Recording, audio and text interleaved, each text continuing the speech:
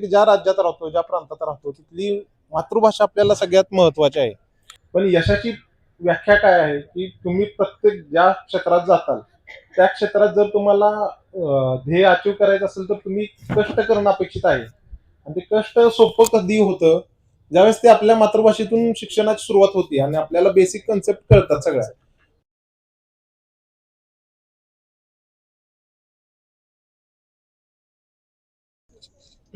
Thank you. धनक sir ज्यावेळेस हा विषय घेऊन माझ्याकडे आले होते, की असं एक साहित्य संमेलन आपल्याला शिरूरमध्ये भरवायचं आहे. मला सगळ्यात जास्त आनंद झाला. कारण मुलांनी मराठी माध्यमाच्या शाळेतून शिकावं यासाठी नगरपालिकेचा मुख्याधिकारी म्हणून मी सगळ्यात जास्त प्रयत्न आपल्या पालिकेतर्फे करत असतो. सगळे आपले जे पालिकेच्या शाळा आहेत, सर्व मुख्याध्यापक किंवा सर्व शिक्षक आपण सगळे मिळून आम्ही विद्यार्थ्यांना प्रोत्साहित करत असतो. आता सगळ्या स्टेजवरच्या डिग्निटरीजनी सांगितलं, की किती महत्वाचं आहे शिक्षण मराठीतून घेणं. म्हणजे मराठी म्हणण्यापेक्षा आपण मातृभाषा म्हणू. 1-2 मिनिटासाठी, की आपण ज्या जसं बऱ्याच जणांनी सांगितलं, की ज्या राज्यात राहतो, ज्या प्रांतात राहतो, तिथली मातृभाषा आपल्याला सगळ्यात महत्वाची आहे. पालक शिक्षकांना सॉरी पालक मुलांना शाळेत घालतानाचा उद्देश असतो, की मुलगा यशस्वी व्हावा. पण यशाची व्याख्या काय आहे, की तुम्ही प्रत्येक ज्या क्षेत्रात जाताल, त्या क्षेत्रात जर तुम्हाला ध्येय अचीव करायचं असेल, तर तुम्ही कष्ट करणं अपेक्षित आहे. आणि ते कष्ट सोपं कधी होतं, ज्यावेळेस ते आपल्या मातृभाषेतून शिक्षणाची सुरुवात होती आणि आपल्याला बेसिक कन्सेप्ट कळतात सगळ्या. तर त्यावेळेस आपल्याला पुढे जाऊन त्याचा कितीही मोठा वेगवेगळ्या क्षेत्राचा डोंगर असेल, तरी ते सर करणं सोपं जातं. त्यामुळं आपला बेस चांगला असावा, त्यासाठी मातृभाषा महत्वाची आहे. आणि आपण महाराष्ट्रात राहतो म्हणून आपल्याला ती मराठी महत्वाची आहे. तर शासन पण बऱ्याच योजना राबवत असतं, बऱ्याच प्रयत्न करत असतं. पण पालकांचा शिक्षणाकडे बघण्याचा दृष्टिकोन थोडा काही गोष्टींमुळे बदललाय, की सगळ्यांना इंग्लिश मीडियममध्ये मुलांना घालायचं आहे. पण इंग्लिश मीडियममध्ये घातलं म्हणून मुलगा यशस्वीच होईल याची काहीही गॅरंटी नाही. बऱ्याच जणांनी म्हणजे आपले सगळेच इथं स्टेजवर ते उपस्थित आहेत, ते मराठी माध्यमातून शिकलेले आहेत. किंवा तुम्ही जर बघितलं तर प्रशासनातील बरेचसे अधिकारी असतील किंवा आपले राजकीय व्यक्ती जे आपल्यासाठी धोरणं ठरवतात, तर ही जवळपास सगळी लोक मराठी माध्यमातून आजपर्यंत शिकलेली आहेत आणि तरी देखील एवढं चांगलं काम करत असतात. त्यामुळं हे शिक्षणाचं माध्यम फक्त इंग्लिश असणं आणि त्यातून मुलं यशस्वी होतील असं कुठेही नाही. मराठीतून उलट मातृभाषेतून जर शिक्षण झालं तर जास्त चांगल्या पद्धतीनं मुलांना पुढे जाऊन ज्या समस्या येतात त्या निराकरण करण्यासाठी क्रिएटिव्ह बुद्धी राहते. त्यामुळं माझं सगळ्यांना आव्हान आहे. आणि अजून एक असं माझं म्हणणं आहे, की तुम्ही वाटल्यास ना आपल्या नगरपालिकेच्या शाळा बघा. बाकी इतर मराठी शाळा पण चांगल्याच आहेत. मी त्यांच्याबद्दल म्हणत नाही, पण मी नगरपालिकेचा मुख्याधिकारी म्हणून मी एवढं का सांगतोय, तर तुम्ही 5 नंबरची शाळा बघा. त्याच्यामध्ये आपली जी लॅब आहे कम्प्युटरची, माननीय प्रकाश शेठ धारीवाल स्वतः त्या उद्घाटनाला आले होते. तर त्यांचं हे वक्तव्य आहे, की एखाद्या प्रायव्हेट शाळेपेक्षा पण चांगली ती लॅब कम्प्युटरची तिथं आहे. तर आपण बऱ्याचशा गोष्टी देतोय, क्रीडांगण चांगलं करतोय किंवा जसं बरेच जण म्हटलं, की त्या अदर ऍक्टिव्हिटीज मध्ये पण मुलांना कसं जास्तीत जास्त चांगलं करता येईल, त्यासाठी त्या ऍक्टिव्हिटीजसाठी आपण वेगवेगळी कॉम्पिटिशन घेत असतो किंवा सुविधा उपलब्ध करून द्यायचा प्रयत्न करतोय. फक्त आता आम्ही ह्या कार्यक्रमातर्फे मी सकाळीच येणार होतो, दिवसभर थांबणार होतो. पण माझ्या वैयक्तिक कारणामुळे मी सकाळी येऊ शकलो नाही. पण आमचा एवढाच अट्टाहास आहे शिरूर मधल्या लोकांना, नागरिकांना, की तुम्ही ह्या सगळ्याचा एक सार घेऊन जावा 2 दिवसातून, की शिक्षण हे माध्यम आहे, ते मातृभाषेचंच असावं जास्त करून.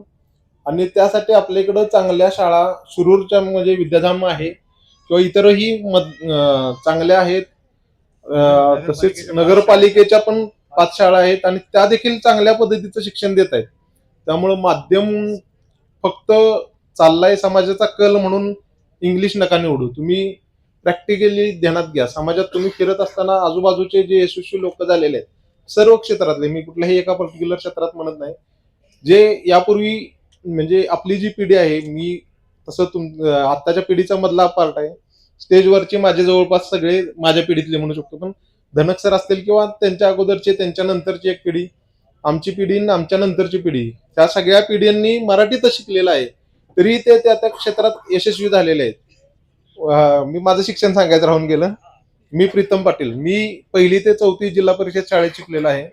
5वी ते 10वी क्रांतिसिंह नाना पाटील विद्यालय भवानीनगर हे रयत शिक्षण संस्थेचं आमच्या गावातली शाळा आहे, तिथं शिकलेलं आहे. 11वी-12वी वायसी कॉलेज सातारा, ते पण रयत शिक्षण संस्थेचं आहे. आणि इंजिनिअरिंग झालेलं आहे ते कोल्हापूरला भारत विद्यापीठ. तर इंजिनिअरिंग आणि 11वी-12वीला मला थोडा भाषेचा अडसर आला इंग्लिशचा, कारण वायसी कॉलेज तसं साताऱ्याचं म्हणजे एकदम एक्सपर्ट शिक्षक होते, एकदम फ्लुएंटली इंग्लिश बोलणारे. एवढ्या इंग्लिशमध्ये मला समजत पण नव्हते सुरुवातीला काही गोष्टी, किंवा ज्यावेळेस कम्प्युटर इंजिनिअरिंग माझं झालेलं आहे, तर कम्प्युटर इंजिनिअरिंगच्या पण टर्म समजताना आपल्याला थोडं अवघड जातं. पण त्या ओव्हर द पिरियड बरेच जणांनी सांगितलं की तुम्ही जर थोडा त्यातला अभ्यास करत गेला, डॉक्टरांनी सांगितलं पर्टिक्युलरली, तर तुम्ही त्या लगेच समजून घेऊ शकता. पण त्यासाठी बेस तुमचा पक्का पाहिजे.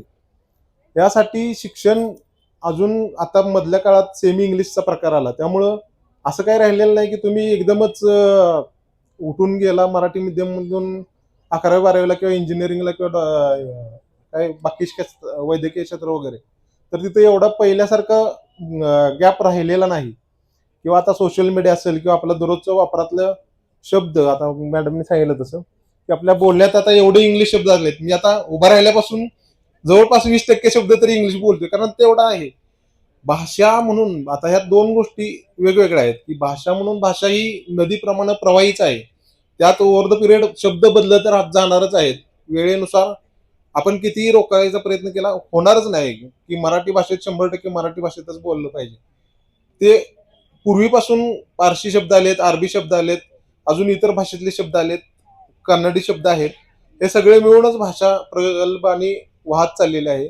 इथून पुढे पण तशीच वाहत जाणार. मग भाषेमध्ये इंग्लिश यावं किंवा इतर कोणी यावं नाही यावं, तो भाग वेगळाच आहे. फक्त आपल्यासाठी महत्वाचं काय आहे, की पालकांनी आपल्या मुलांना शाळेत घालताना फक्त एखाद्या माध्यमामुळं मुलगा यशस्वी होईल ह्या क्रायटेरियावरती शाळा नका चूज करू. मुलाला कुठं व्यवस्थित शिकता येईल त्या क्रायटेरियावरती शाळा चूज करा, म्हणजे तुम्हाला त्यांना अजून चांगल्या प्रकारे पुढे जाऊन त्या ज्या कुठल्या क्षेत्रात ते जाऊन काम करतील त्या क्षेत्रात यशस्वी होतील. आणि तिथं ते जोपर्यंत कष्ट करणार नाहीत स्वतः मुलं, तोपर्यंत ते यशस्वीच होणार नाहीत. फक्त मीडियम कुठला आहे याच्यावरती यशस्वीतेचा परिणाम ठरणार नाही. त्यामुळं बेसिक फॅसिलिटीज सगळ्या आपल्या नगरपालिकेच्या शाळेमध्ये फार चांगल्या पद्धतीनं दिलेल्या आहेत, किंवा इतर इथल्या शिरूर मधल्या, मी शिरूर किंवा आता हे राज्यव्यापी संमेलन आहे, त्यामुळं मी देखील ह्या स्टेजचा भाग आहे. फक्त शिरूरची चर्चा पण आता का करतोय, तर इथं जास्त पालक शिरूरचे आहेत म्हणून. तर शिरूर शहर ग्रामीण असेल किंवा राज्यातून इतर पालकांच्या पर्यंत आपण सोशल मीडियाद्वारे हा मेसेज पाठवू शकतो की शिक्षणाचं माध्यम हे मातृभाषा आणि आपल्यासाठी ते मराठी असावं, जेणेकरून मुलांना एक बेस चांगला होईल. आणि त्याच्यातून पुढे ज्यावेळेस त्यांना स्ट्रगल करायचं आहे, म्हणजे प्रत्येकाला करावंच लागणार आहे, तर त्यामध्ये ते बेस चांगला असल्यामुळं पुढे भविष्य चांगलं राहील. तर मला वाटतं मी बरेचसे मुद्दे कव्हर केलेत. अजून काय राहिलं तर परत अजून बोलूच आपण. तर मला बोलवलं धनक साहेबांनी, हा चांगला कार्यक्रम आणि संस्थेनं आपल्या मराठी अभ्यास केंद्र मुंबई यांनी शिरूर सारख्या शहरात, छोट्या शहरात हा सगळा उपक्रम राबवण्यासाठी, म्हणजे मुंबई सोडून पहिलाच प्रयत्न त्यांचा आहे ग्रामीण भागातला, तो आमच्या शहरात राबवायचा निर्णय घेतला. त्याबद्दल सर्व शिरूरकरांच्या वतीनं मी तुमचे आभार मानतो. नगरपालिकेच्या वतीनं आभार की तुम्ही आमच्या गावामध्ये पहिल्यांदाच मुंबईच्या बाहेर हा कार्यक्रम घेऊन आला.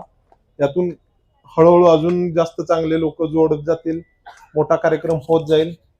आणि तुमच्या पुढील वाटचालीला शुभेच्छा. आणि पालिकेतर्फे पुन्हा एकदा मी असं आवाहन करतोय की सगळ्या पालकांनी शाळा फिरून बघा आमच्या आपल्या आणि मग निर्णय घ्या. असं अजिबात म्हणणार नाही ब्लाइंडली निर्णय घ्या. हो, नाही नाही, म्हणूनच म्हणतोय आपल्या, म्हणतोय की तुम्ही सगळे शहराचे रहिवासी आहात, तुम्ही बघा शाळा आमच्या आपल्या, त्यावर तुम्हाला त्या बऱ्यापैकी एखाद्या खाजगी शाळेच्या इतक्या चांगल्या फॅसिलिटीज आपण देतोय. आणि खाजगी शाळा पण चांगल्या आहेत, फक्त माध्यम तुम्ही मराठी निवडा हा पहिला तास आहे. आणि त्यामध्ये नगरपालिकेच्या शाळा निवडा, हा आमचा जास्त चांगला जवळचा तास असेल. नाही नाही, कारण सांगतो म्हणजे आता शिरूर सारख्या ठिकाणी एवढा खर्च नाही प्रायव्हेट शाळेत, पण तुम्ही जर पुण्या मुंबई सारख्या ठिकाणी गेला तर फार खर्च आहे. एवढा खर्च करायची गरज नाही. खर्च करतोय कशासाठी? मुलगा यशस्वी होणं आता आपलं फायनल अल्टिमेट ध्येय आपलं ते आहे. आणि ते आपण मराठी माध्यमातून पण अचीव करू शकतो. उगाच वाढीव खर्च करून हे करायची गरज नाही, एवढंच माझं म्हणणं आहे. आणि त्या मुलाला पण ज्यावेळेस घरात जर सगळे इंग्लिश बोलणारे असतील तर कदाचित त्याची जडणघडण त्या इंग्लिश मीडियम मध्ये शिकलेल्याचा फायदा होऊन तो अजून व्यवस्थित बोलू शकतो किंवा ते येऊ शकतं. पण घरात सगळं मराठी मीडियम, मराठीमधून संवाद, आपल्या परिसरामध्ये सगळा मराठीत संवाद, आणि असं असताना शिक्षण सगळं इंग्लिशमध्ये, त्याच्यातून उलट त्याला जास्त त्रास होतो की शाळेची लँग्वेज वेगळी, शिक्षणाची म्हणजे दिवसातला 8 तास तो इंग्लिशमध्ये इंग्लिश वातावरणात वाढतो आणि 16 तास मराठी वातावरणात. त्याची उलट जास्त कुचंबना होते की ते तोल सांभाळत, आणि तो 5-6 वर्ष 7 वर्षाचा असतानापासूनची ही सगळी गोंधळ आहे. तर तसा न करता त्याला जरा मोठं होऊ दे 10वी पर्यंत 12वी पर्यंत, त्यानंतर आपोआपच तो त्याचं त्याचं क्षेत्र निवडेल आणि त्यामुळे तो योग्य निर्णय घेऊ शकतो. यासाठी माझं पालकांना आव्हान आहे की मातृभाषा मराठी त्या माध्यमाचा नगरपालिकेच्या शाळांचा. Yes yes, thank you.